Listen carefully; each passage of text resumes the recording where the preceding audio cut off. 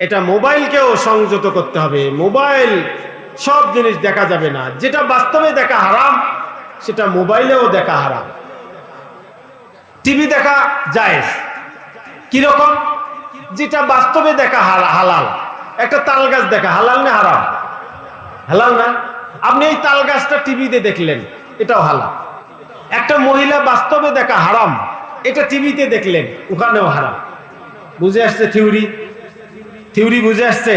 TV দেখা হারাম এ কারণে, একটা টিভি খুললে একটা মহিলা এসে ভাষণ দেয়, খবর প্রচার করে, এটা হারাম, দেখার সুরত নাই। কেন দেখবে?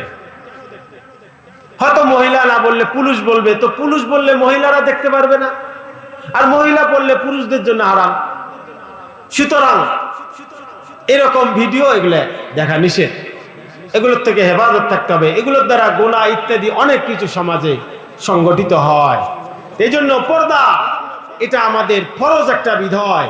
আমাদের সমাজে যারা অভিভাবক রয়েছি, আজ থেকে, আবার আজকে গিয়েই, এতদিন তো পর্দা করা হয়নি, আজকে গিয়েই কি সব করব?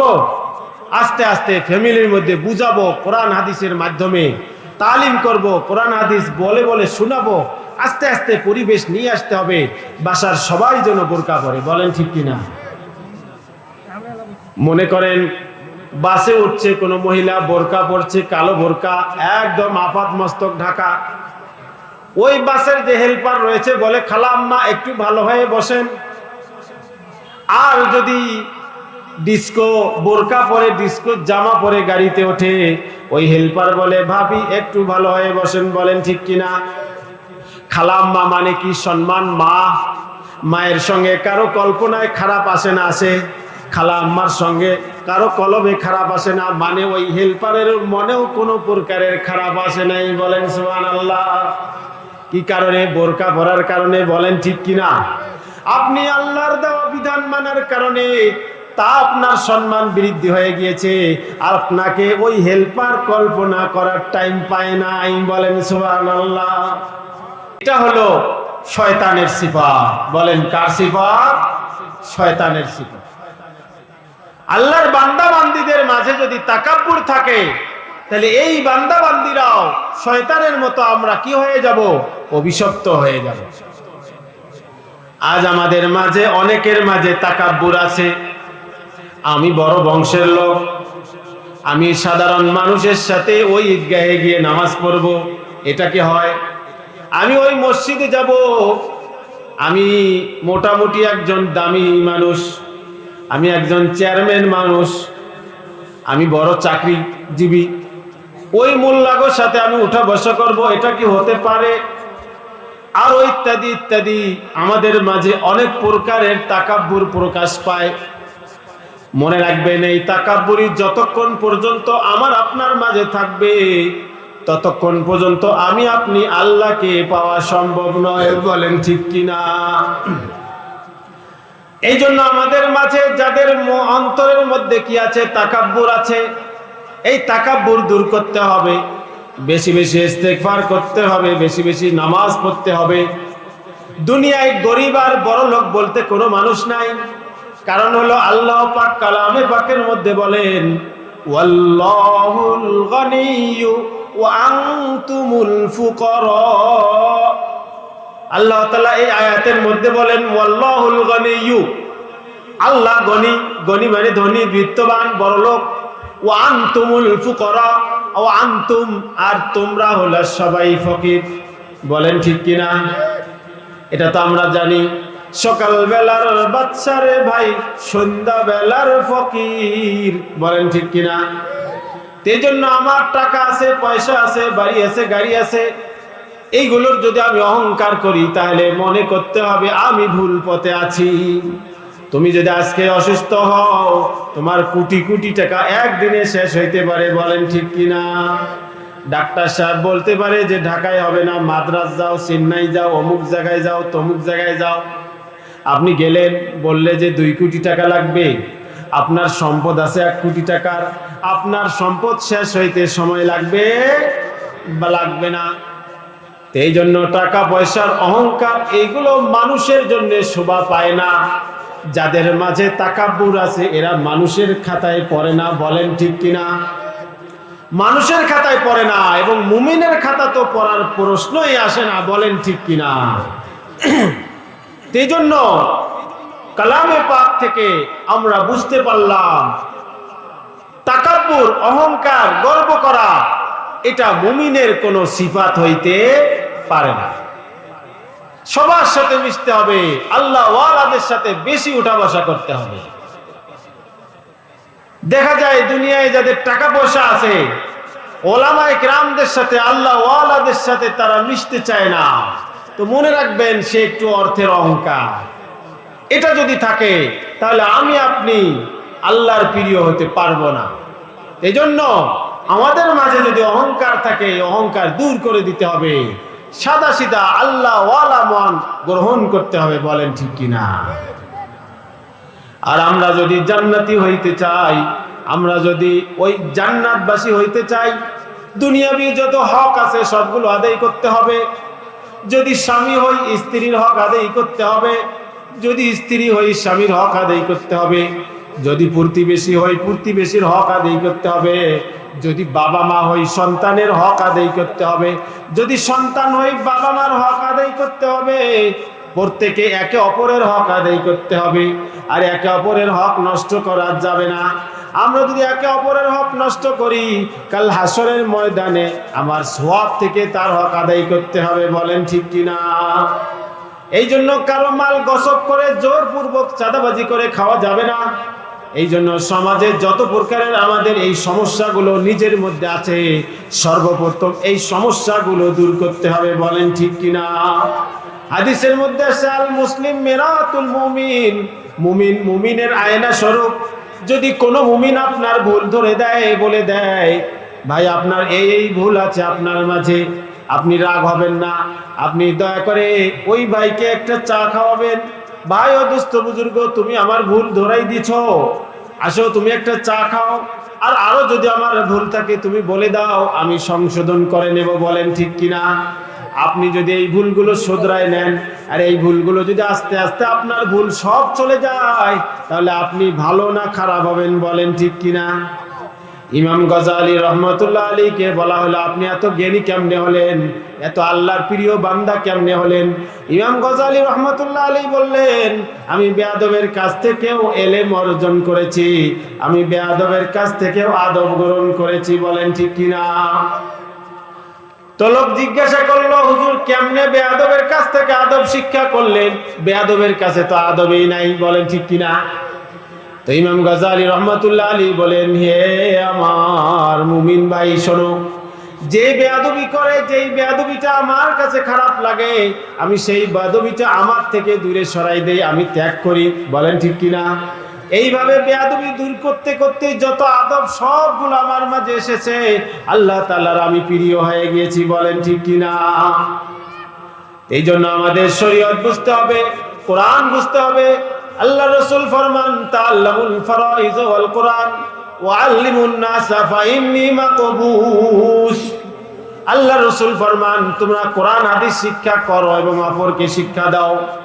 আজ আমাদের সন্তানদেরকে কোরআন শিক্ষা দিতে হবে, সন্তানদেরকে আলেম বানাইতে হবে, সন্তানদেরকে ওয়ারিসে আম্বিয়া বানাইতে হবে। হাদিসের মধ্যে আসছে, ইন্নাল উলামা ওয়ারাসাতুল আম্বিয়া, নবীদের ওয়ারিস হচ্ছে উলামায়ে কেরাম। একজন আলেম যদি হক্কানি আলেম হয়, সে যদি শরীয়ত অনুযায়ী চলার চেষ্টা করে, শরীয়ত অনুযায়ী হালাল হারাম মেনে চলে, কাল হাসরের ময়দানে ওই আলেমকে আল্লাহ তাআলা সেই ক্ষমতা দিবেন, তার পরিবার থেকে 70 জন আলেমকে, 70 জন যে সমস্ত ব্যক্তির জাহান্নাম ওয়াজিব হয়েছে, তাদের জন্য জান্নাতে যাওয়ার ফয়সালা করে দিবেন, বলেন সুবহানাল্লাহ। একজন আলেম যদি সে শরীয়ত অনুযায়ী চলে, কাল হাসরের ময়দানে তার পরিবার থেকে এমন 70 জন ব্যক্তির সুপারিশ করার কি দিবেন? ক্ষমতা দিবেন, যে 70 ব্যক্তির জন্য কিসের ফয়সালা হয়েছে? জাহান্নামের ফয়সালা হয়েছে। তাহলে আলেম বানানো দরকার কিনা বলেন? কি আমরা বানাবো? বানাইতে হবে না? আলেম বানাইতে হবে। আলেম যদি বানান, তাহলে দোয়া করবে আমাদের জন্য, রব্বিরহামহুমা কামা রব্বায়ানি সগীরা। কোরআন শিক্ষা দিয়েছেন এইভাবে বাবা মার জন্য দোয়া করো। আমাদের সন্তানরা তো দুঃখের বিষয়, এই দোয়াটাও শুদ্ধভাবে পড়তে পারে না, তো কি দোয়া করবে? কি বলেন? তো যারা এখনো সন্তানদেরকে এই দোয়া শিক্ষা দেয় নেই, ইলম দেয় নেই, তাদেরকে তাড়াতাড়ি ইলমে দ্বীন শিক্ষা দেওয়ার ব্যবস্থা করতে হবে। সন্তানকে যদি ইলমে দ্বীন শিক্ষা দেওয়া হয়, যতদিন এই সন্তান আপনার থাকবে দুনিয়াতে বেঁচে, আপনার জন্য জান্নাতে আপনি মারা গেলে সওয়াব পাইতেই থাকবেন। বলেন সুবহানাল্লাহ। কি আলেম বানাইতে হবে না? এই জন্য সন্তানদেরকে আলেম বানাইতে হবে, কোরআনে হাফেজ বানাইতে হবে, আলেম বানাইতে হবে। এই জন্য আজকে নিয়ত করে নেই, ছেলে সন্তানদেরকে আলেম বানানোর চেষ্টা করবো। বলেন ঠিক কিনা? সূরা মুমিনুর মধ্যে আল্লাহ তাআলা বলেন, আমরা যারা বাইরে দাঁড়িয়ে আছি একটু কষ্ট করে এসে বসে যাই। ইলমের মজলিস, কোরআন হাদিসের আলোচনা হচ্ছে, এখানে যদি আমি দাঁড়িয়ে থাকার দরুন এই মাহফিলের ব্যবস্থাপনায় আলোচনায় ব্যাঘাত ঘটে, তাহলে আমরা সকলেই গুনাহগার হব কি না? এই জন্য এই আলোচনার মধ্যে বিশৃঙ্খলা করা যাবে না। একটু কষ্ট করে আমরা এসে বসে যাই, সবাই জিকির করি লা ইলাহা ইল্লাল্লাহ, লা ইলাহা ইল্লাল্লাহ। একটু জোরে লা ইলাহা ইল্লাল্লাহ, নেই কোনো মাবুদ আল্লাহ ছাড়া, লা ইলাহা ইল্লাল্লাহ, নেই কোনো মাবুদ আল্লাহ ছাড়া, লা ইলাহা ইল্লাল্লাহ। আমরা সকলে বসে যাই, কোরআন হাদিসের আলোচনা বুঝতে হবে, শোনার চেষ্টা করতে হবে। আমাদের এলাকায় অনেক সমস্যা, বিশেষ করে মা বোনরা অনেক বিষয় কুসংস্কারে জড়িত, মানতে চায় না। বিশেষ করে আমারও বাসায় আছে, অন্যের বাসার সেটা আমি জানি না তেমন। রাত্রে ভাত খাওয়ার পরে হাত ধোয়ার পানি যেগুলো থাকে, প্লেট ধোয়ার পানি, তো আমি যদি বাইরে ফেলতে চাই, আমার আম্মা জানকে এই রাত্রে বাইরে পানি ফেলা যাবে। তা আমি বললাম পানি বাইরে ফেলা যাবে না, তো ঘরে রাখলে সমস্যা, সমস্যা নাই, আর বাইরে ফেললে সমস্যা। বলেন ঠিক কিনা? আপনাদের এলাকা আছে? এগুলো কুসংস্কার, এগুলো মানা হারাম, এগুলো বিশ্বাস করা হারাম। দেখেন একটু চিন্তা করে, ময়লা পানি আপনি খাটের পাশে রেখে, খাটের নিচে রেখে, সিলিম শীতে রেখে, টেবিলের নিচে ঘরে রেখে আপনি ঘুমাইলেন,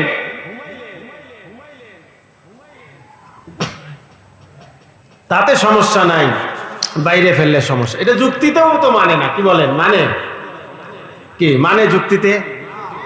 এই জন্য মনে রাখবেন, ময়লা পানি রাত্রে দিনে যখন তখন বাইরে ফেলতে পারবেন, এইখানে শরীয়তের কোনো বিধিবিধান নাই। বরং শরীয়তে আছে ময়লা পানি দূরে ফেলায় দেয়, ময়লা আত্মহুর সাতরুল ঈমান। তাহলে ময়লা পানি যদি ঘরে রাখি, তাহলে কি পবিত্রতা হলো? ময়লা হলো? বলেন। এই জন্য এটা যারা অতীত থেকে, দাদির কাছ থেকে আমরা অনেকে শিখেছি, আজ থেকে তওবা করি মা ও বোনেরা। এগুলো যে হুজুর বলেছে, এগুলো কোরআন হাদিসে নেই, এগুলো বিশ্বাস করা যাবে না। সুতরাং ময়লা পানি হ্যাঁ ঘরের সামনে না ফেলে আপনি যথা জায়গায় ফালাই দিয়ে আসেন। বাকি হ্যাঁ, এখানে আরেকটি বিষয়, আগেকার মহিলারা ফেলতো না, এখানে কারণ থাকতে পারে। সেটা কি জানেন? আগেকার দিনে কারেন্ট ছিল না, ছিল ল্যাম্পও জ্বালাই চলতো, ঠিক কিনা? হয়তো পানি ফেলতে গিয়ে দূরে ফালাইতে হয়তো, সেখানে লাইটের ব্যবস্থা ছিল না, দূরে গেলে পোকামাকড়ের ভয় ছিল। এসব কারণে আগেকার মা ও বোনেরা ঘরে রাখত, তো তাদের যৌক্তিক কারণ ছিল। বলেন ঠিক কিনা? কিন্তু এখন তো যৌক্তিক কোনো কারণ নাই এই পানি ঘরে রাখার, কারণ এখন আগ্নেয় দুইটা লাইট। বলেন ঠিক কিনা? আঙ্গিনার মধ্যে লাইট আছে, ঘরে লাইট আছে, সব জায়গায় লাইট, আপনি সুন্দরভাবে পানিটা যথা জায়গায় ফেলতে পারবেন। সুতরাং এখন কোনো ওজর নাই, কোনো কারণ নাই এই ময়লা পানি ঘরে রাখার। বুঝে আসছে বিষয়টা? এই জন্য আগেকার মা বোনেরা যেটা করেছে সেটা ঠিক আছে এক প্রকারে, কিন্তু এখন কোনোভাবেই রাখা যাবে না। আর এটা যদি বিশ্বাস করি যে ফালাই দিলে সমস্যা হবে, অসুখ বিসুখ হবে ইত্যাদি, তাহলে তো একদম কুল্লু হারাম, তাহলে তো একদম হারাম, কোনো কথা নাই। সুতরাং এই ময়লা পানি ঘরে রাখার কোনো প্রশ্ন আসে না। আরো কুসংস্কার আছে, সন্ধ্যার সময় ঘরে থাক বা না থাক লাইট জ্বালাই দিয়ে রাখে, একটু জ্বালাই দেওয়ার পর পরে বন্ধ করুক বা নাই করুক জ্বালাই দিয়ে রাখে, বলে সন্ধ্যাবাতি। এই সন্ধ্যাবাতি বলতে শরীয়তে কোনো প্রকারের আইন কানুন সুন্নত মুস্তাহাব ওয়াজিব কিছু নাই। এটাকে যদি আমরা বিশ্বাস করি এটাও আমাদের জন্য গুনাহ। হ্যাঁ, সন্ধ্যাবেলায় আমাদের ঘরের কিছু নিয়ম কানুন রয়েছে। বিসমিল্লাহ বলে দরজা জানলা লাগাই দেব, বিসমিল্লাহ বলে দরজা জানলা লাগাই দেব। যদি গরম লাগে আপনি 10-15 মিনিট আধা ঘন্টা পর বিসমিল্লাহ বলে খুলে দিতে পারবেন, এতটুকু সুন্নত। বিসমিল্লাহ বলে লাগাই দিবেন, এর কারণ হলো শরীয়তে আসছে, হাদিসে আসছে, এই সন্ধ্যাবেলায় খারাপ জিন যারা রয়েছে এরা আনাচে কানাচে ঘুরে বেড়ায়। তো আপনার ঘরের জানলা দরজা খুলে থাকলে কিছু তাদের নজরে পড়লে হয়তো আপনাকে কষ্ট দিতে পারে, আপনার সন্তানদেরকে কষ্ট দিতে পারে। এ কারণে বলা হয়েছে তুমি বিসমিল্লাহ বলে খিড়কিয়া লাগা দাও, জানলা লাগাই দাও, দরজা লাগাই দাও। যদি প্রয়োজন হয় আধা ঘন্টা 10 মিনিট 15 মিনিট পর আবার বিসমিল্লাহ বলে খুলে দাও, তাহলে তোমাকে আর জিন, খারাপ জিন তোমাকে কষ্ট দিতে পারবে না। এতটুকু শরীয়ত কর্তৃক নিয়ম আছে, এর বাইরে না। এই জন্য আমাদের অঞ্চল ভেদে অনেক প্রকারের কুসংস্কার আছে, অনেকগুলো তো শিরকি, অনেকগুলো কবিরা গুনার মতো। এই জন্য আরো কি কি আছে আপনারা যদি বলেন আমরা ইনশাল্লাহ জবাব দিয়ে দেব। এগুলো জানতে হবে এবং সে অনুযায়ী আমল করার চেষ্টা করতে হবে। আর বিশেষ করে আরেকটি বিষয়, পর্দা। মা ও বোনেরা ওয়াজ শুনতে এসেছেন, খেয়াল করে শুনবেন। আপনার যে মাহরাম ব্যক্তিগুলো রয়েছে তাদেরকে একমাত্র আপনি চেহারা দেখাইতে পারবেন। এই মাহরাম ব্যতি রেখে অন্য কোনো মানুষ পরিচিত হোক, তাদেরকে আপনার চেহারা, হাত পা এগুলো দেখানো জায়েজ নাই, হারাম। এই বিষয়টা একটু ব্যাখ্যা করব, মা ও বোনেরা একটু খেয়াল করে শুনবো, শরীয়তের বিধানটা জানবো, ইনশাল্লাহ আল্লাহ আমল করার তৌফিক দিবেন। আল্লাহ রসুল হাদিসে ফরমান, ক্বালান নাবিয়্যু সাল্লাল্লাহু আলাইহি ওয়াসাল্লাম, মান ইয়াযমান লি মা বাইনা লিহিয়াইহি ওয়া মা বাইনা রিজলাইহি আযমান লাহুল জান্নাহ। ওয়া ক্বালা আল্লাহু তাআলা ফি আয়াতিন উখরা ওয়াল্লাযীনা হুম লিফুরুজিহিম হাফিযুন। পর্দার আয়াত কোরআনে আল্লাহ তাআলা ভুরি ভুরি নিয়ে আসছেন। আমি একটি আয়াত পাঠ করেছি, আল্লাহ রসুলের ভান্ডার থেকে একটি হাদিস তিলাওয়াত করেছি। এই হাদিসটা আল্লাহ রসুল ফরমান, মান ইয়াযমান লি মা বাইনা লিহইয়াইহি, লিহইয়াতুন মানে হলো চোয়াল। আল্লাহ রসুল বললেন, হে আমার উম্মতেরা, তোমার দুই চোয়ালের মাঝখানে যে জিহ্বা রয়েছে আর দুই রানের মাঝখানে যে লজ্জাস্থান রয়েছে, তুমি যদি এই দুটি জিনিসকে রক্ষা করতে পারো, হেফাজত করতে পারো, বৈধ ছাড়া অবৈধ ছাড়া বৈধভাবে ব্যবহারের মাধ্যমে যদি হেফাজত করতে পারো, তোমার জান্নাতে যাওয়ার দায়িত্ব আমি নিয়ে নিলাম। বলেন সুবহানাল্লাহ। কে বলেছেন? আখিরি নবী মুহাম্মদ মুস্তাফা সাল্লাল্লাহু আলাইহি ওয়াসাল্লাম, সাইয়্যিদুল কাওনাইন খাতমুল মুরসালিন, আখিরা মদবুদ ফখরুল আউয়ালিন। সাইয়্যিদুল কাওনাইন খাতমুল মুরসালিন, আখিরা মদবুদ ফখরুল আউয়ালিন। আখিরি নবী মুহাম্মদ মুস্তাফা সাল্লাল্লাহু আলাইহি সাল্লাম শুধু আখিরি নবী নয়, আখিরি নবীর পাশাপাশি সমস্ত নবীদের সরদার। বলেন ঠিক কিনা? আর আমরা সেই সরদারের উম্মত। বলেন ঠিক কিনা? সেই সরদার বলেছেন যে তুমি যদি এই দুটি জিনিসকে হেফাজত করতে পারো, তোমাকে জান্নাতে যাওয়ার টেনশন আর তোমাকে করতে হবে। বলেন ঠিক কিনা? দুটি জিনিস। কয়টি জিনিস? বেশি? দুটি জিনিস। এই জিহ্বাকে হেফাজত করতে হবে। জিহ্বাকে হেফাজত কেমনে? এই জিহ্বা দিয়ে ওয়াদা খেলাফি করা যাবে না, এই জিহ্বা দিয়ে মিথ্যা কথা বলা যাবে না, এই জিহ্বা দিয়ে সুদি কারবারে লিপ্ত হওয়া যাবে না, এই জিহ্বা দিয়ে বলা যাবে না যে চাকরি নিয়ে দেব 2 লাখ 5 লাখ 10 লাখ ঘুষ লাগবে, বলেন ঠিক কিনা? এই জিহ্বা দিয়ে গালিগালাজ করা যাবে না, এই জিহ্বা দিয়ে ফুহুশ কথাবার্তা বলা যাবে না, এই জিহ্বা দিয়ে যত প্রকারের গুনাহ হয় সেইগুলো করা যাবে না, এই জিহ্বা দিয়ে জুয়া খেলা যাবে না, এই জিহ্বা দিয়ে আরো যত প্রকারের গান বাজনা করা যাবে না, এই জিহ্বা দিয়ে যত প্রকারের খারাপ কাজ সেইগুলো করা যাবে না, বলেন ঠিক কিনা? আমাদের যত গুনাহ হয়ে থাকে অধিকাংশ গুনাহগুলো কি দিয়া হয় বলেন? এই জিহ্বা দিয়া হয়। এই জিহ্বাকে হেফাজত করতে হবে। আজ তো সমাজে মিথ্যা কথা স্বাভাবিক হয়ে গিয়েছে, মিথ্যা কথাকে আমরা গুনাহই মনে করি না, বলেন ঠিক কিনা? এই জিহ্বাকে হেফাজত করতে হবে। ওয়াজ তো বেশি লাগে না, আল্লাহ রসুলের একটি হাদিস যদি আমরা পালন করি আমাদের জীবনের জন্য যথেষ্ট, বলেন ঠিক কিনা? এই হাদিসটাই যদি আমরা আজকে মুখস্থ করে যাই, অর্থটা যদি বুঝে যাই আর আমল করার চেষ্টা করি, ইনশাল্লাহ জান্নাতে দেখা হবে আমাদের, বলেন ঠিক কিনা? আমরা সকলে যদি আমল করি ইনশাল্লাহ সকলেই আল্লাহ তাআলা, কারণ দায়িত্ব কে নিয়েছেন জান্নাতে? আল্লাহ রসুল। কি বলেন? আল্লাহ রসুল বললেন এই দুটি জিনিসকে তুমি হেফাজত করো, তোমার জান্নাতে যাওয়ার দায়িত্ব কার? আল্লাহ রসুলের কি পাওয়ার নাই? আমাদের এলাকার একজন চেয়ারম্যান মেম্বারের যে পাওয়ার, এমপির পাওয়ার আরো বেশি না? এমপির থেকে মন্ত্রীর পাওয়ার আরো বেশি না? আচ্ছা, মন্ত্রীর উপরে প্রধানমন্ত্রীর পাওয়ার আরো বেশি না? বলেন ঠিক কিনা? আর আখেরি নবী কি প্রধানমন্ত্রীরও একবারে কি বলেন, যত নবী আছে যদি এমপি মনে করেন উনি প্রধানমন্ত্রী, বলেন ঠিক কিনা? দুনিয়ারও প্রধানমন্ত্রী, আখেরাতে ওনার কি সেই ক্ষমতা নাই? মনে হয় কি? বিশ্বাস হয় না এরকম? হ্যাঁ, এরকম নাকি? আমাদের এমপি মন্ত্রীরা তো ওয়াদা খেলাপি করে, বলে একটা করে একটা, বলেন ঠিক কিনা? কিন্তু আল্লাহ রসুল কি সেটা করবেন? সেটা করবেন না। এই জন্য আজকের মাহফিল থেকে মা ও বোনেরা খেয়াল করে শুনি, দুটি জিনিসকে হেফাজত করার চেষ্টা করব। একটি হলো জিহ্বাকে, এই জিহ্বা দিয়ে অনৈতিক কোনো কাজকলাপ কথাবার্তা বলা যাবে না। আজ থেকে নিয়ত করে নেই আমি এই জিহ্বা দিয়ে মিথ্যা কথা বলবো না, আমি এই জিহ্বা দিয়ে ওয়াদা খেলাফি করব না। দোকানে মাল ক্রয় করলাম, বললাম ভাই কালকেই টাকাটা দিয়ে দেব, আর 1 সপ্তাহে দোকানদার আপনার আমার খোঁজ পায় না, বলেন ঠিক কিনা? ওয়াদা ঠিক থাকলো। আপনি কর্জে হাসানা নিলেন, ভাই খুব বিপদে পড়েছি, ও ভাই আপনার টাকা রয়েছে, একটু কষ্টে আছি, আপনি 2000 টাকা দাঁড় আমাকে 2000 টাকা কর্জে হাসানা দেন, আমি 1 সপ্তাহ পরে আমার ছেলে যখন ঢাকা থেকে পাঠিয়ে দিবে আপনার টাকাটা দিয়ে দেব।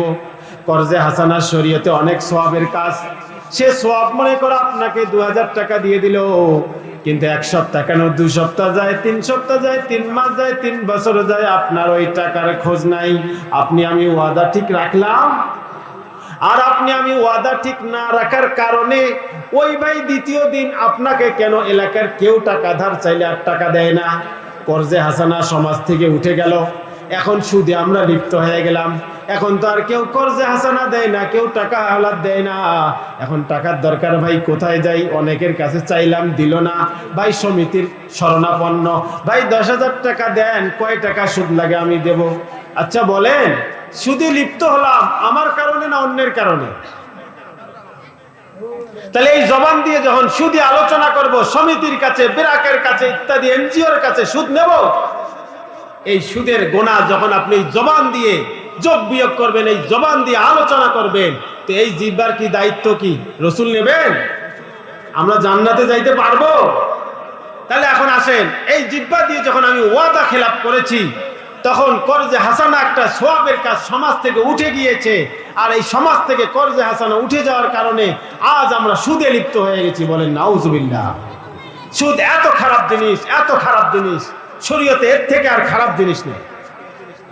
সুদ যে লেখে, যে সাক্ষী থাকে, সকলেই জাহান্নামী। যে সুদ খায়, যে সুদের আলোচনা করে, কয় মার সাথে যে জেনা করলে যে গুনাহ এর থেকেও বেশি খারাপ গুনাহ, বলেন নাউজুবিল্লাহ।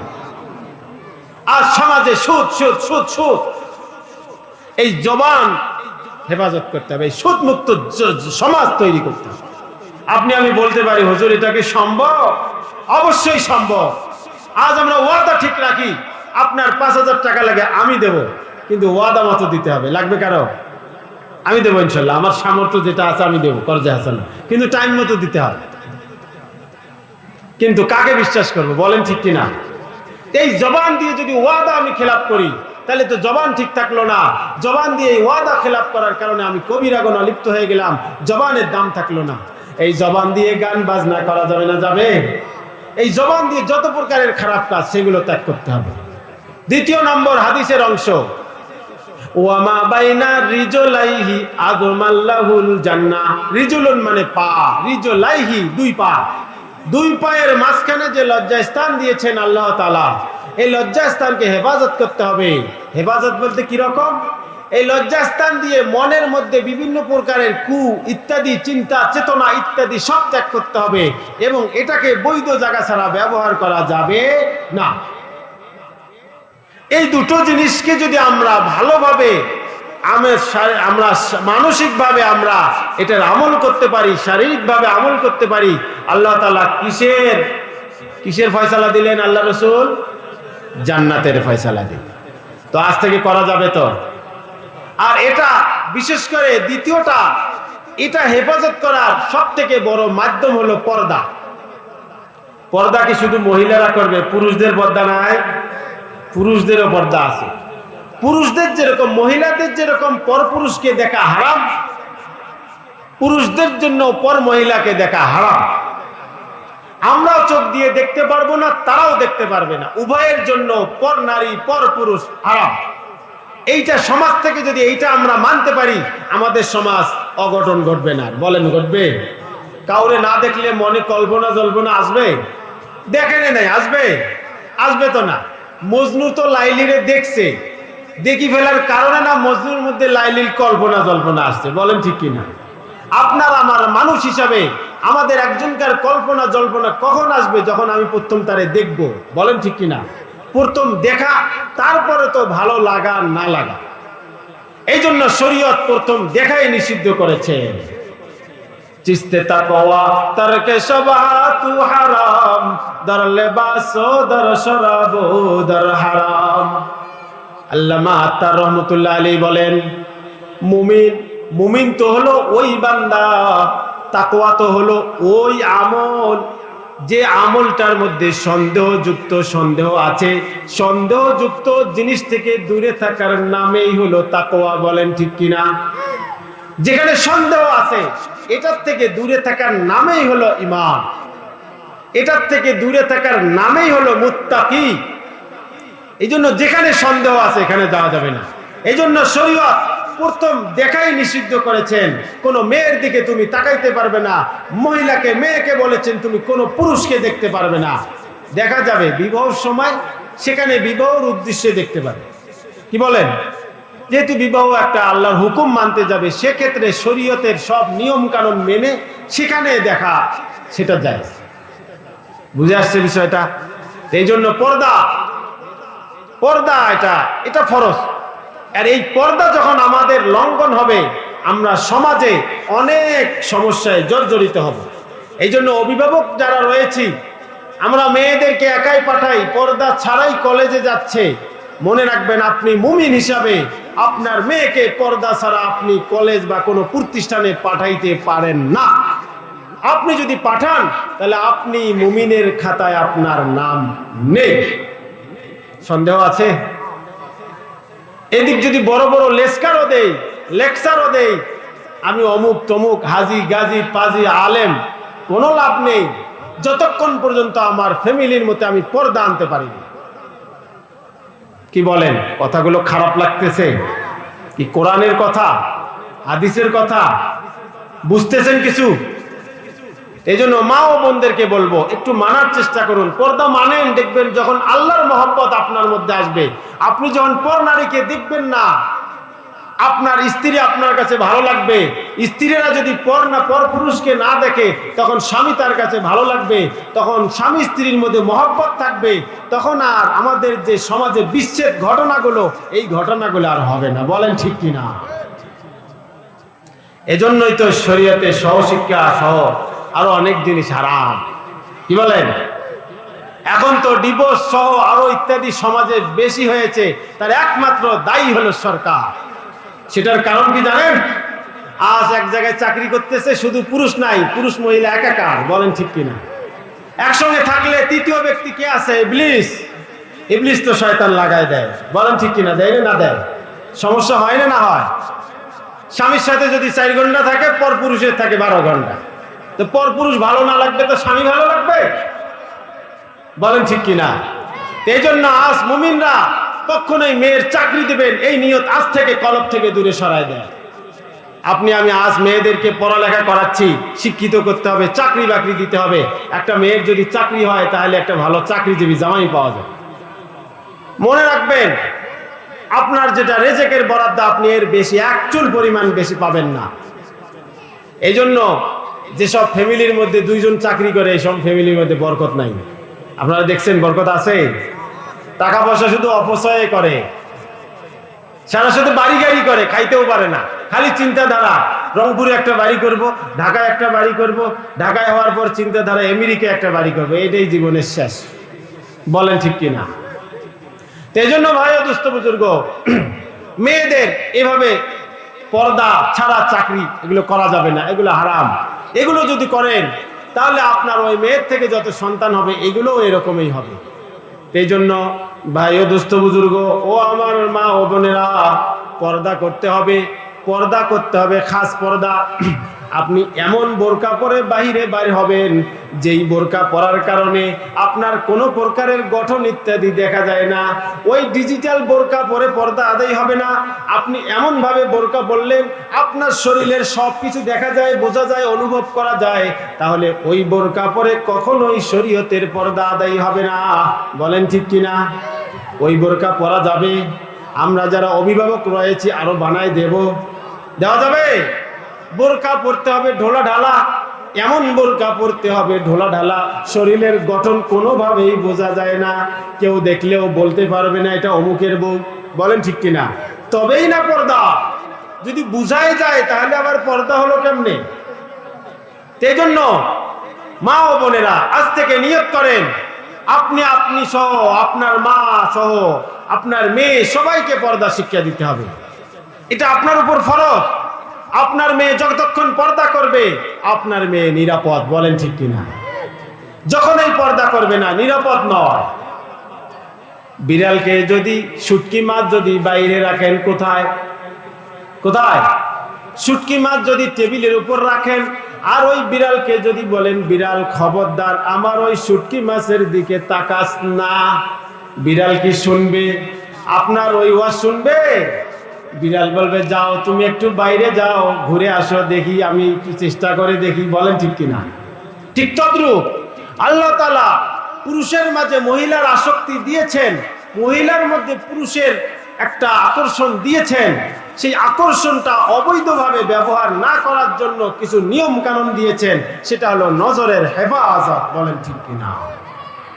এই জন্য মা ও বোনেরা, আজ থেকে আমি মনে করব আমার এই শরীফের হাটবাসীর যত মা ও বোনেরা আছে পর্দা মেনে চলার চেষ্টা করবে। এটা ফরজ। এটা যদি না মানি তাহলে কবিরা গুনাহ হবে।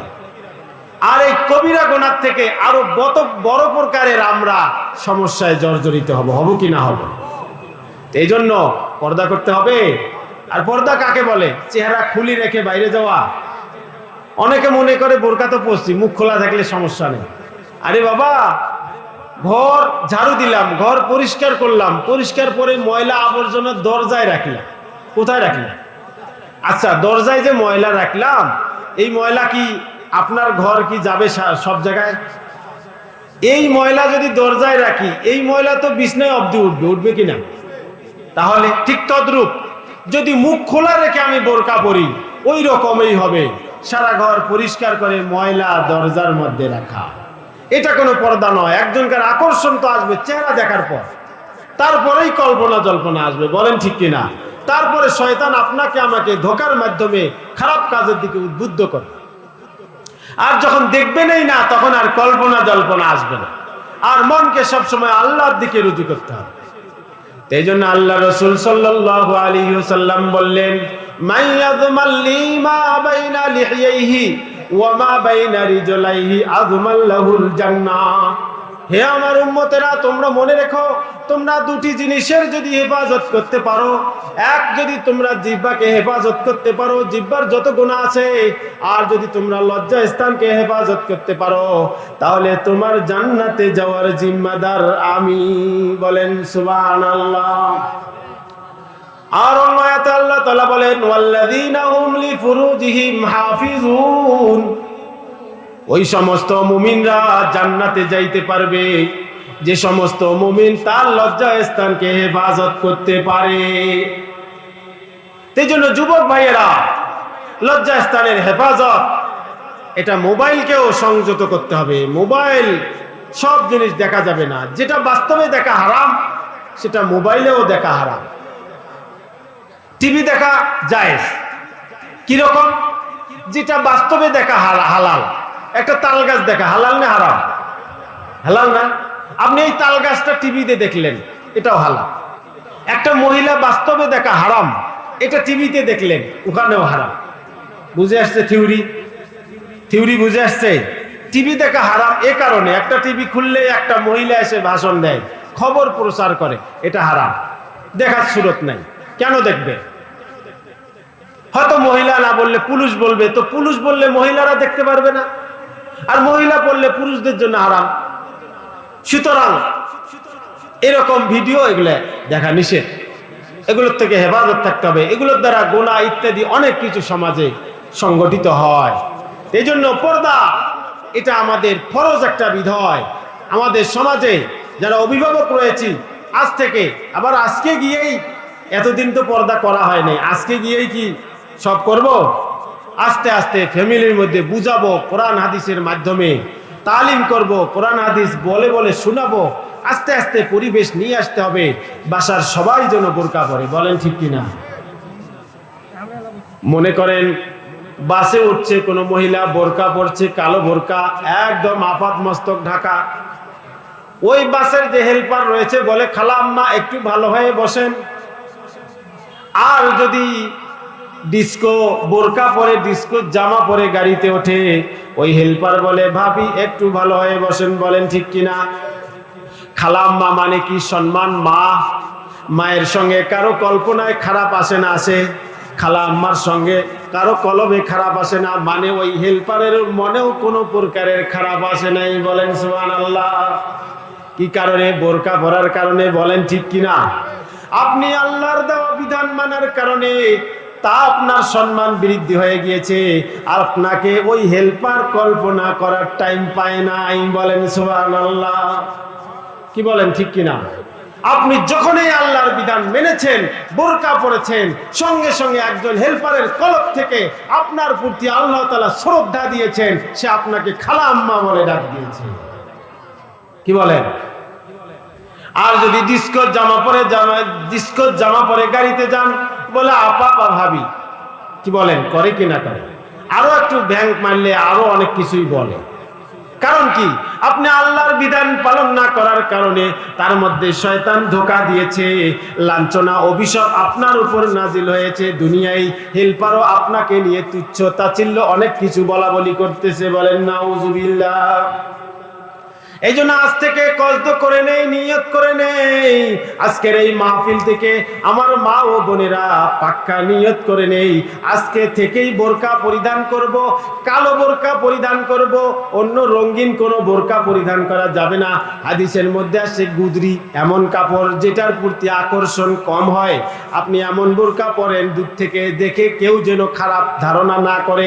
ঢোলা ঢোলা জামা পরতে হবে, আপনার যেন গঠন কোনোভাবে বোঝা না যায়, আপনাকে এরকম পর্দা করতে হবে। আর যাদের সামনে দেখা দেওয়া হারাম, ভাসুর হোক দেবর হোক, তাদের সামনে যাওয়া যাবে না।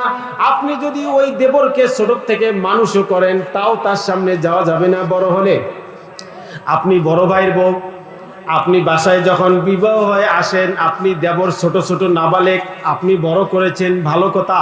কিন্তু যখন সে বিবাহ বড় হয়েছে, আপনার ওই দেবরকে আপনার জন্য বিবাহ জায়েজ। সুতরাং বড় হওয়ার সঙ্গে সঙ্গেই ওই দেবরকে দেখা আপনার জন্য শরীয়ত হারাম করে দিয়েছেন। বলেন ঠিক কিনা? হয়তো বলতে পারেন আমি মানুষ করলাম, তুমি আমার সামনে আসো না, এটা কোনো কথা হলো?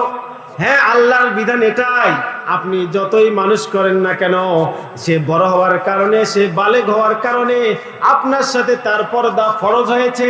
যেহেতু আপনি তার ভাইয়ের স্ত্রী, আপনার ভাই, আপনার ওই স্বামী যদি মারা যায় তার সঙ্গে বিবাহ জায়েজ হবে, সুতরাং ওই দেবরের সাথে আপনার দেখা দেওয়া একদম হারাম। কি সমাজে তো মানতে কষ্ট হয়, বলেন ঠিক কিনা? আমি মানুষ করলাম, ওর সাথে আমার পর্দা না, এটা আল্লাহর বিধান। আল্লাহর বিধানের কাছে কোনো চুচেরা নেই। মুসলমানি বাওয়াদ গরদান নেহাদান এনানে খুদ লাজামে খুদ নেহাদান। মুসলমানই হলো আল্লাহর বিধান মেনে নেওয়ার নামেই হলো মুসলমানি। এখানে কোনো চুচেরা চলবে না। কেন, কি কারণে এটা আমি মানতে পারতেছি না, এরকম কোনো কথা ইসলামে নাই। কি বলেন ঠিক কিনা? আপনি বড় করতে পারেন, যতক্ষণ নাবালেগ ছিল ততক্ষণ করেছেন, বালেগ হওয়ার সঙ্গে সঙ্গে আপনার উপর ফরজ তার থেকে দূরে থাকা। আর না মানার কারণে দেখবেন এখন নেটের যুগ, অনেক সমস্যা হয়। নেটে পাওয়া যায় না, দেখবেন দেবরের সঙ্গে ফুট। এটা কেন? শরীয়ত না মানার কারণে। শরীয়ত আপনি আমি যত মানব, আপনার আমার জীবন দুনিয়া আখেরাত উভয়টা সুন্দর হবে, বলেন ঠিক কিনা? এই জন্য পরিবারে পর্দা। ভাসুর আজ থেকেই নিয়ত করেন তার সামনে যাবেন না, কে কি বলে বলুক, দেখার টাইম নাই। টাইম আছে? আল্লাহর বিধান, লা তাআতা লিমাসিয়াতিল খালিক, আল্লাহর হুকুম আমি মানবো, কে কি বলে বলুক, এটা দেখার বিষয় আছে? আল্লাহর সাথে আমাদের সম্পর্ক হবে আশেক মাসুক। যেরকম প্রেমিক প্রেমিকা লাইলি মজনু বসে যখন প্রেম করে তখন কে কি বলে দেখে, ঠিক তদ্রূপ এই সম্পর্কটা হবে আল্লাহর সাথে।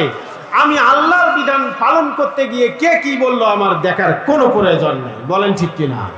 মানুষ কি বলবে, এটা দেখা যাবে?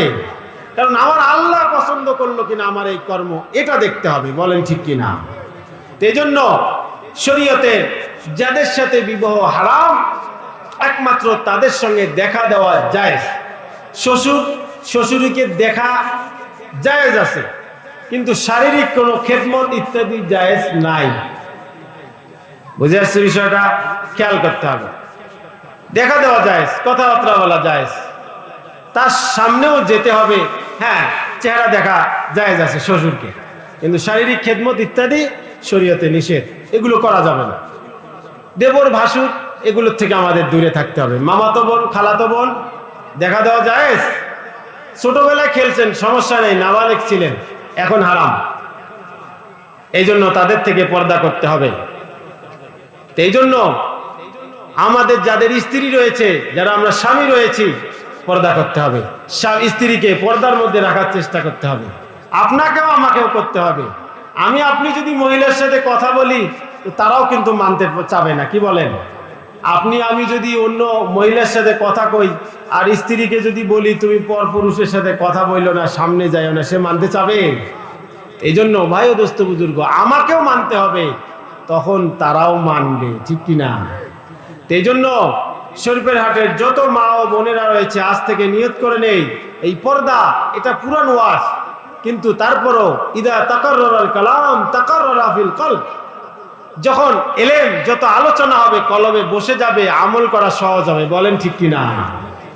এই জন্য আজ থেকে নিয়ত করে নেই, এই পর্দা আমরা পুঙ্খানুরূপে পালন করব। আর বললাম, আম পর্দা বলতে কোনো পর্দা নেই, একদম খাস পর্দা। শরীফের হাটে যেন আমি কোনো মহিলাকে আজ রাস্তায় না দেখি মুখ খোলা, মুখ ঢাকা থাকবে, সামনে একটা মশারির মতো কালো কাপড় দিবেন, যেটা আপনার রাস্তা দেখার জন্য।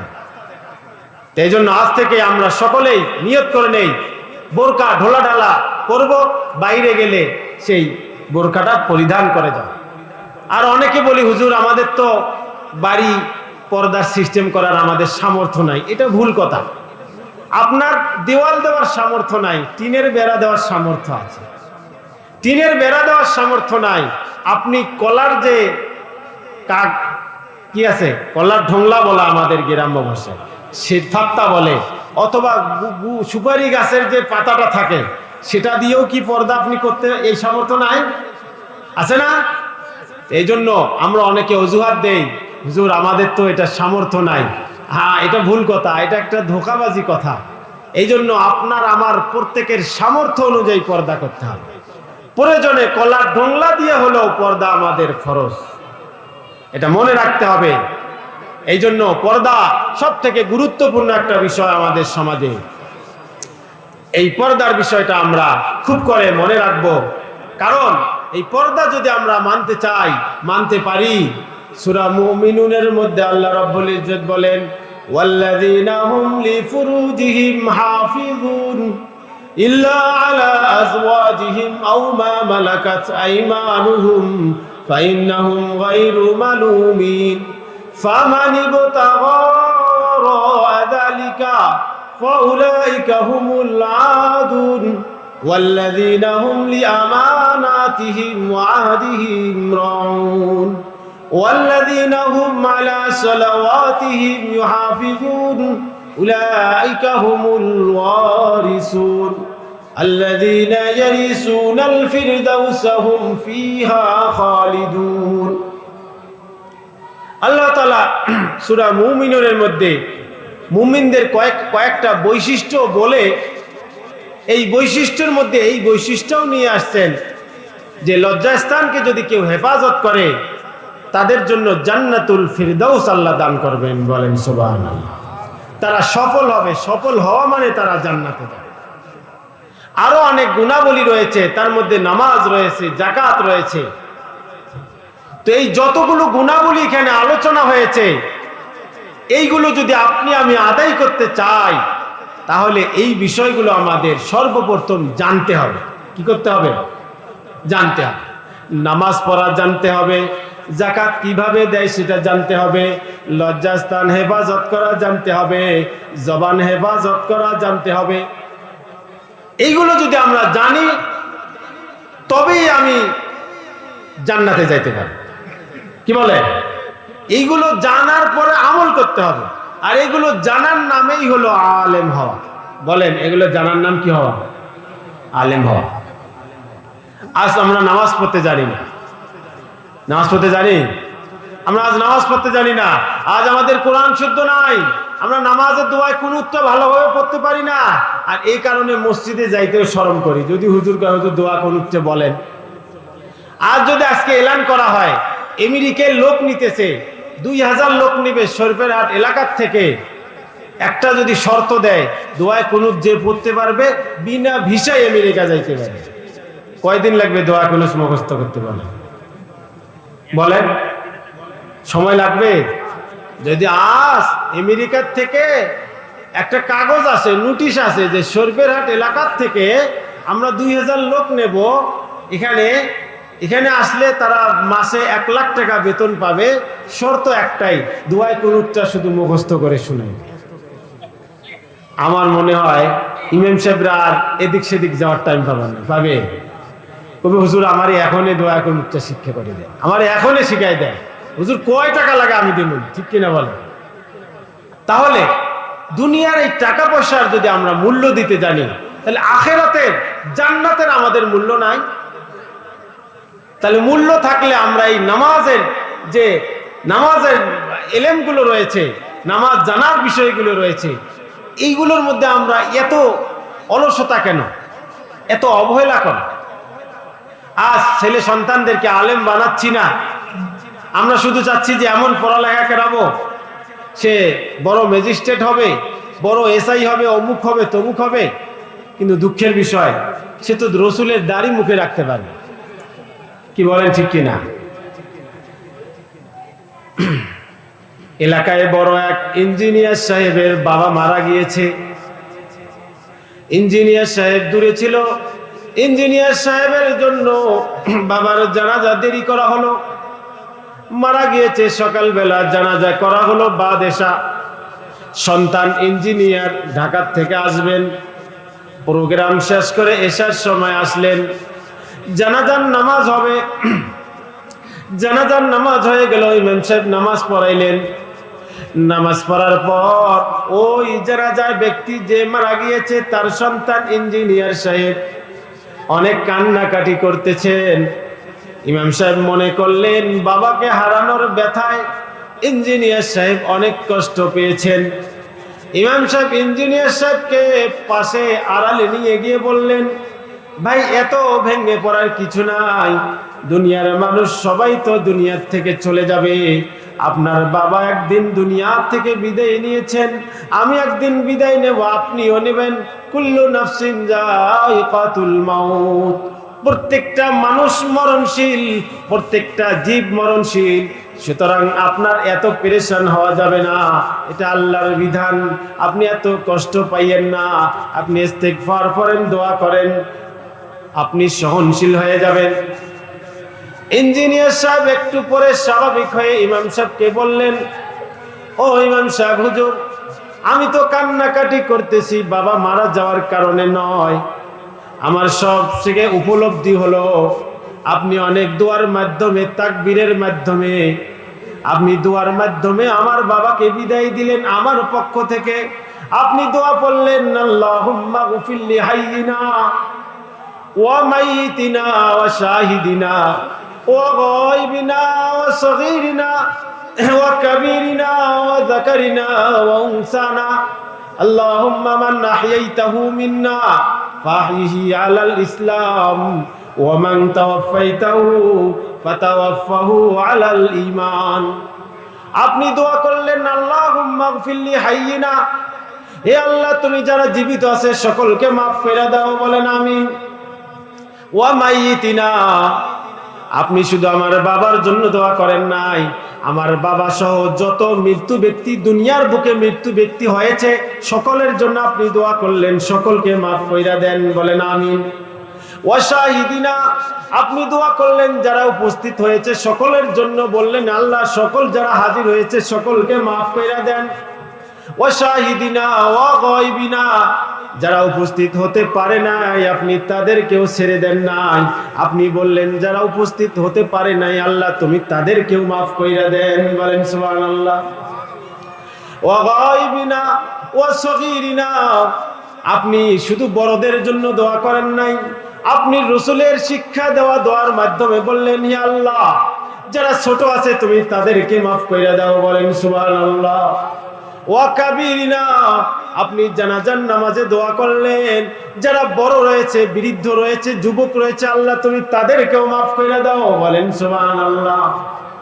ওয়া যাকারিনা, আপনি শুধু ছোট বড় নয়, আপনি পুরুষদের আলাদা উল্লেখ করলে দোয়া করে দিলেন, ইয়া আল্লাহ যত পুরুষ আছে দুনিয়ার বুকে সকলকে মাফ কইরা দেন, বলেন সুবহানাল্লাহ। শুধু পুরুষদের জন্য দোয়া করেন নাই, আপনি বললেন ওয়া যাকারিনা ওয়া উনসানা, ইয়া আল্লাহ পৃথিবীর বুকে হাওয়া আলাইহিস সালাম থেকে আখির কিয়ামত পর্যন্ত যত মহিলা আসবে সকলকে তুমি মাফ কইরা দাও, বলেন সুবহানাল্লাহ। ওয়া উনসানা, আল্লাহুম্মা মান আহইয়াইতাহু মিন্না ফাহইহি আলাল ইসলাম, আপনি আরো একটি দোয়া করলেন যারা আমরা জীবিত আছি যতদিন জীবিত থাকবো আমাদেরকে ইসলামের উপর অটল থাকার তৌফিক দিও, বলেন সুবহানাল্লাহ। কি কম দোয়া, ছোটখাটো দোয়া। আল্লাহুম্মা মান আহইয়াইতাহু মিন্না ফাহইহি আলাল ইসলাম ওয়া মান তাওয়াফাইতাহু ফাতাওয়াফাহু আলাল ঈমান, আর যাদের মৃত্যু দান করবা তাদেরকে ঈমানের সহিত মৃত্যু দান করিও, বলেন সুবহানাল্লাহ। ইঞ্জিনিয়ার সাহেব বললেন, ও হুজুর আপনি যে দোয়া পাঠ করেছেন এই দোয়ার মর্ম তো আমি আজ অনুভব করতে পারলাম। আপনি তো আমার পক্ষ থেকে এত সুন্দর দোয়ার মাধ্যমে আমার বাবাকে বিদায় জানাইলেন, কিন্তু আমি ওনার সন্তান হয়ে আমি তো দোয়া পড়তে পারলাম না। আমি এত বড় ইঞ্জিনিয়ার বাবা বানিয়েছে, আমি তো এই দোয়াটার মাধ্যমে তাকে বিদায় দিতে পারলাম না। আমার তো আজ দুনিয়ায় বাড়ি গাড়ি অনেক আছে, অনেক ফ্ল্যাট আছে, অনেক টাকা পয়সা আছে, আমেরিকায় বাড়ি আছে, জাপানে বাড়ি আছে, কিন্তু এত টাকা পয়সা এত কিছু থাকার পরেও, এত ক্ষমতা থাকার পরেও আমার বাবার শেষ বিদায়টা যেভাবে দেওয়ার প্রয়োজন আমি তো সেইভাবে বিদায়টা দিতে পারলাম না। আমার যখন ভিতরে অনুভূতি আসছে, এহসাস আসছে, তখনই আমার চোখের পানি আসছে। আমি আর এই অঝরে কান্না আমি আর বন্ধ করতে পারি নাই। বলেন ঠিক কিনা? আজ তো আমাদের এটাই সমস্যা। বলেন ঠিক কিনা? আজ তো আমরা অহংকারে বাঁচি না। আমার ছেলেটা বড় পড়ালেখা করবে, বড় ভার্সিটিতে পড়বে, অমুক জায়গায় পড়বে, তমুক হবে, ম্যাজিস্ট্রেট হবে, বিসিএস ক্যাডার হবে, হোক, সমস্যা তো নাই, এটা হতে দোষ নাই।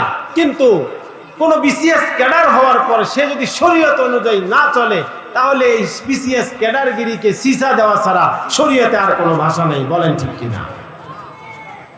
এই বিসিএস ক্যাডার যে শরীয়ত বোঝে না, কোরআন পড়তে জানে না, এই বিসিএস ক্যাডার আপনি আমি যদি বাবা হই, তাহলে আপনার আমার বিদায়টা তো সেরকমই হবে। বলেন ঠিক কিনা? তো আমরাও কি সে পথে হাঁটবো না? 28 নম্বর পারায় সূরা হাশরের মধ্যে আল্লাহ তাআলা বলেন, ফাতাবিরু ইয়া উলিল আবসার। জ্ঞানীরা উপদেশ অর্জন করে সব সময় সবকিছুর থেকে। আমাদের তো এর থেকে, এই ঘটনার থেকে আমাদের উপদেশ অর্জন করতে হবে। আমাদের ছেলে সন্তানদেরকে আলেম বানাইতে হবে। আলেম বানাইলে তারা আমার জন্য দোয়া করতে পারবে। বলেন ঠিক কিনা? আপনি যদি মাস্টার্স পাস করাই, কয়জন আমরা জেনারেল পড়ুয়া রয়েছে এই দোয়াটা পারি? বলেন তো। বললে তো বলবেন যে হুজুর আমাদেরকে এগুলো বলেন, লজ্জা দেন। কি বলেন ঠিক কিনা? আচ্ছা বলেন, এই দোয়াটা শিক্ষা করা দরকার না? আমি অনেক পড়ালেখা করি, নিষেধ তো নাই। ইঞ্জিনিয়ার হই, নিষেধ নাই। ডাক্তার হন, নিষেধ নাই। আপনি সেবামূলক কাজ করবেন, সমস্যা তো নাই। কিন্তু লুঙ্গি খুলে পাগড়ি পরে কি লাভ আছে? বলেন। পাগড়ি পরা সুন্নত আর লুঙ্গি পরা কি ফরজ। হুজুর ওয়াজ করছে পাগড়ি পরা সুন্নত, একবারে এক ওয়াক্ত নামাজ পড়লে 70 রাকাত নামাজের সওয়াব। কিছু সওয়াব মেসওয়াক করি, নামাজ পড়লে কয় রাকাতের সওয়াব? 70 রাকাত। তো এখন ওয়াজ শুনি, পরের দিন এখন মসজিদে যাবে, হঠাৎ মনে পড়ছে যে হুজুর তো ওয়াজ করছে পাগড়ি পড়লে কয় সওয়াব? এক ওয়াক্ত নামাজ পড়লে 70 রাকাত বেশি সওয়াব হবে, 70 গুণ বৃদ্ধি পাবে। তো কি করছে? লুঙ্গি খুলি পাগড়ি। কি হয়েছে? এখন কয় সওয়াব হবে বলেন? এখন কয় সওয়াব হবে? 70 সওয়াব না 7 গুণ একবারে 140 সওয়াব হবে। এই জন্য ইঞ্জিনিয়ার হইতে দোষ নাই, ডাক্তার হইতে দোষ নাই, কিন্তু শরীয়ত না জেনে যদি আমি দুনিয়াবি যত শিক্ষা অর্জন করি সবগুলোই বিফলে যাবে। এই জন্য সন্তানকে শরীয়ত শিক্ষা দিতে হবে, এটা ফরজ। এই জন্য দুনিয়াবি সব ডিগ্রি দিয়ে আমাদের অহংকার করা এটা নচেত ভুল ছাড়া আর কিছু নয়। এগুলো নিয়ে আমরা তাকাব্বুরি করে থাকি। আফসোস, আপনি আমি মুমিন হয়ে এগুলো আমাদের মধ্যে রাখা যাবে। আমি মুমিন হতে পারবো না। এই জন্য আমাদের সন্তানদের আজ এলেম অর্জন করতে হবে, কোরআন হাদিস পড়াইতে হবে, আলেম বানাইতে হবে। আলেম যদি বানানোর পর আপনি আমি, ওই সন্তান যদি আলেম হওয়ার পর নামাজ নাও পড়ে, তাও আপনার আর গুনাহ হবে না। কেন জানেন? আপনি আল্লাহর দরবারে বলবেন আমি তাকে নামাজ শিক্ষা দিয়েছি, সে তার বিষয়টা, তখন তার জবাব কে দিবে? সন্তান। এই জন্য বাবা মার উপর যেভাবে সন্তানের হক রয়েছে, সন্তানের উপর বাবা মার হক রয়েছে। এই জন্য আপনি আমি যদি সন্তানের হক আদায় করি, তাহলে সন্তানও আপনার হক আদায় করবে।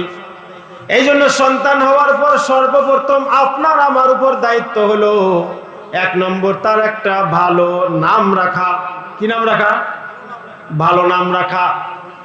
এখন তো সমাজে দেখা যায়, আমাদের কাছে অনেকে বলে হুজুর একটা ভালো নাম দেন, কিন্তু দুঃখের বিষয় যখন কোরআন হাদিসের ভালো অর্থবোধক নাম দেই, বলেন হুজুর এটা তো পছন্দ করে না, আপনি এমন একটা আনকমন নাম দেন। আচ্ছা আনকমন নাম কই দেব? ইসলাম তো আনকমন ইসলাম না। কি বলেন?